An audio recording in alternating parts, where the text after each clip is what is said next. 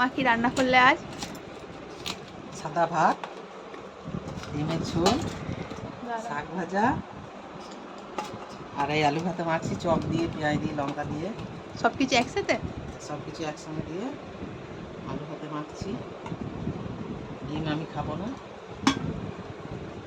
এই জন্য আলু ভাতে মাখছি। দিয়ে লঙ্কা পরিয়ে নুন দিয়ে একটা চপ দিয়ে মাখবো,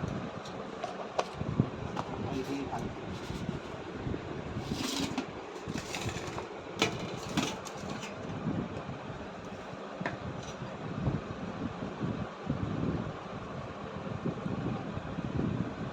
লঙ্কা করানো হলো,